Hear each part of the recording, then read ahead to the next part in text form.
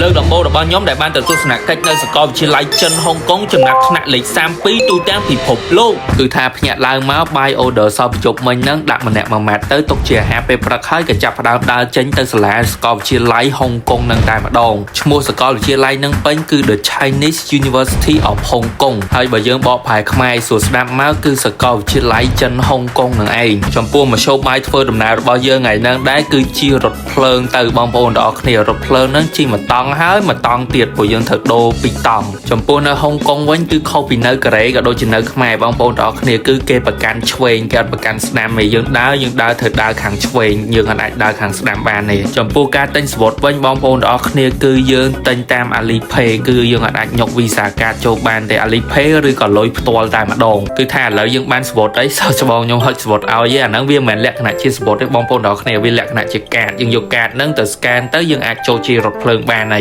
និយាយពីតម្លៃវិញគឺគិតតាមចម្ងាយដែលយើងជិះបងប្អូនទាំងអស់គ្នាយើងជិះឆ្ងាយយើងអស់លុយច្រើនអញ្ចឹងទៅយើងជិះតិចយើងអស់លុយតិចអញ្ចឹងទៅហើយចំណោទរថភ្លើងគេវិញគឺអត់សូវស្មុគស្មាញទេបងប្អូនទាំងអស់គ្នាគឺលក្ខណៈបែបកូរ៉េអញ្ចឹងយើងស្រួលមើលខ្លាំងមែនតើវាមានអង់គ្លេសនៅហ្នឹងវាខុសពីជប៉ុនចំពោះចំណោទរថភ្លើងនៅជប៉ុនវិញពេលខ្លះសិតតែអក្សរជប៉ុនសុទ្ធតែម្ដងបងប្អូនទាំងអស់គ្នាអញ្ចឹងពិបាកមើលមែនតើវាអត់មានអង់គ្លេសទេតែហុងកុងគឺមានអង់គ្លេសនៅជាប់នឹងចំណុចគឺថាឥឡូវហ្នឹងយើងត្រូវធ្វើការ transfer ពីរថភ្លើងមួយទៅរថភ្លើងមួយទៀតមានន័យចេញពីរថភ្លើងមួយទៅរថភ្លើងមួយទៀតបើយើងគិតសរុបវិញគឺជិះពី hotel រហូតដល់សាកលវិទ្យាល័យចិនហុងកុងហ្នឹងជិះពីរថភ្លើងហ្នឹងគឺជិត1ម៉ោងជាងហើយរយៈពេលហ្នឹងជិត1ម៉ោងហ្នឹងឯងចំពោះចំណោទរថភ្លើងនៅសាលាហ្នឹងគឺគេដាក់ថា University Station ហ្មងបងប្អូនទាំងអស់គ្នាគឺលយខ្លាំងមែនតើចំពោះកាតហ្នឹងដែរយើងគ្រាន់តែញុកវាចូលទៅគឺយើងអាចដើរចេញបានហើយបងប្អូនទាំងអស់គ្នានេះបងប្អូនទាំងអស់គ្នាគឺដើរចេញមកចេញពី station ចេញពីចំណោទរថភ្លើងហ្នឹងមកគឺមកដល់សាកលវិទ្យាល័យតែម្ដងសាកលវិទ្យាល័យហ្នឹងដែរគឺគេបែងចែកផ្លូវចូលជាពីរបងប្អូនទាំងអស់គ្នាមួយសម្រាប់សិស្សមួយសម្រាប់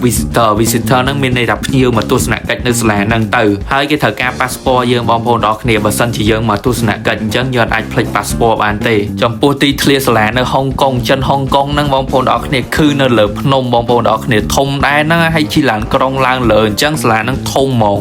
សាលាលំដាប់ពិភពលោកអីបើថាអត់ធំក៏វាអត់កើតដែរបងប្អូនទាំងអស់គ្នាលំដាប់ពិភពលោកចំណាត់ថ្នាក់លេខ32ទូទាំងពិភពលោកឥឡូវហ្នឹងដែរគឺយើងកំពុងអង្គុយចាំសាស្ត្រាចារ្យដែលបានអញ្ជើញយើងមកទស្សនកិច្ចលើសាកលវិទ្យាល័យគាត់នឹងណាត់គ្នាម៉ោង10បងប្អូនទាំងអស់គ្នាប៉ុន្តែយើងមកលឿនបន្តិចម៉ោង9កន្លះគឺថាឥឡូវគាត់បានមកដល់ហើយអញ្ចឹងយើងទៅទាំងអស់គ្នាគាត់ណែនាំយើងពីសាលាអីអញ្ចឹងប៉ុន្តែមុនដំបូងយើងត្រូវជិះឡានក្រុងទៅសិនយើងជិះឡានក្រុងហ្នឹងគឺអត់អស់ថវិកាទេបងប្អូនទាំងអស់គ្នាគឺអត់អស់លុយទេប៉ុន្តែគ្រាន់តែមនុស្សច្រើនតិចអញ្ចឹងទៅត្រូវចាំអីអញ្ចឹងណាហើយបើយើងមកមុនយើងបានកន្លែងអង្គុយល្អបើយើងនៅក្រោយគេអញ្ចឹងទៅយើងឈរអញ្ចឹងទៅល្មមវាទៅដល់តោះឥឡូវយើងឡើងឡានក្រុងចាប់ផ្ដើមចេញដំណើរទាំងអស់គ្នាឡានក្រុងនឹងដែរគឺវាមាន2 stop បងប្អូនទាំងអស់គ្នាមាន2ចំណោទយើងជិះទៅដល់ហើយមួយចំណោទឈប់ដោយប៉ាត្មងផ្សេងអញ្ចឹងទៅមួយចំណោទទៀតគឺឈប់នៅមុខបណ្ណាល័យតែម្ដងហើយខ្ញុំឈប់ហ្នឹងគឺនៅឈប់ចុងក្រោយគេគឺឈប់មុខបណ្ណាល័យនឹងឯងគឺថាឥឡូវយើងបានចូលពីលើឡានក្រុងហើយបងប្អូនទាំងអស់គ្នាហើយបើកលេចមើលទីធ្លាសាលាគេវិញគឺ clean ហ្មងបងប្អូនទាំងអស់គ្នាលក្ខណៈទៅដូចបែកអឺរ៉ុបបន្តិចបែកអាស៊ីបន្តិចចឹងណាមើលទៅវាសាមញ្ញត្រង់ឆ្កុយអញ្ចឹងបងប្អូនទាំងអស់គ្នាប៉ុន្តែមើលទៅលយមុនដំបូងហ្នឹង professor ដែលគាត់បរៀននៅសាលាហ្នឹងផ្ទាល់សាលាចិនហុងកុងហ្នឹងផ្ទាល់គឺគាត់ចង់ណែនាំអំពីប្រវត្តិនៃសាលាចិនហុងកុងហ្នឹងទៅដល់សាស្ត្រាចារ្យរបស់ខ្ញុំហ្នឹងក៏ដូចជា lab mate របស់ខ្ញុំហ្នឹងឲ្យយល់ដឹងស៊ីជម្រៅបន្តិចអំពីសាលាចិនហុងកុងហ្នឹងឯងគាត់បានណែនាំពីសាលាចិនហុងកុងហ្នឹងគឺកើតឆ្នាំណាសាងសង់អីឆ្នាំណាអភិវឌ្ឍអីនៅឆ្នាំណាមាន achievement អីខ្លះមានលក្ខណៈសម្បត្តិអីខ្លះមានដៃគូសហការអីខ្លះមាន fan អីខ្លះមិនសាលាហ្នឹងល្បីម៉ែមានអីខ្លះអីចឹងទៅណាគេជន់ល្បីធ្លាប់រៀននៅសាលាហ្នឹងហើយសាស្ត្រាចារ្យល្បីធ្លាប់រៀននៅសាលាហ្នឹង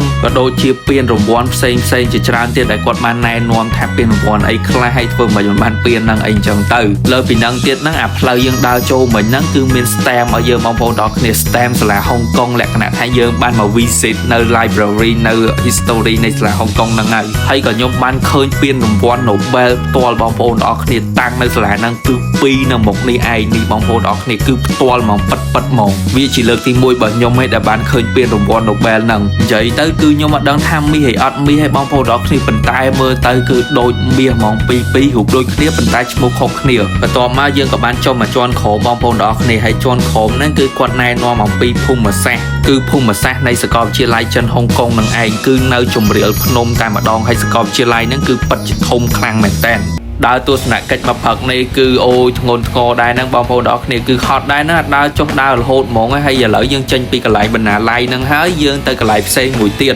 និយាយស្មោះត្រង់ហ្មងបងប្អូនទាំងអស់គ្នាតាមពិតទៅខ្ញុំស្មានតែគាត់ហ្នឹងហៅយើងទៅញ៉ាំបាយថ្ងៃចាបងប្អូនទាំងអស់គ្នាម៉ោងពេលហ្នឹង7:11 7:12ឯងបងប្អូនទាំងអស់គ្នាប៉ុន្តែអត់ទេគឺគាត់នាំយើងទៅមើលទេសភាពពីលើភ្នំអីណាវិញបងប្អូនទាំងអស់គ្នាអូយមនុស្សហេវចង់ដាច់ខ្យល់ប៉ុន្តែអត់អីទេបងប្អូនទាំងអស់គ្នាទេសភាពហ្នឹងចាំមើលជាក់ស្ដែងទៅអូបងប្អូនទាំង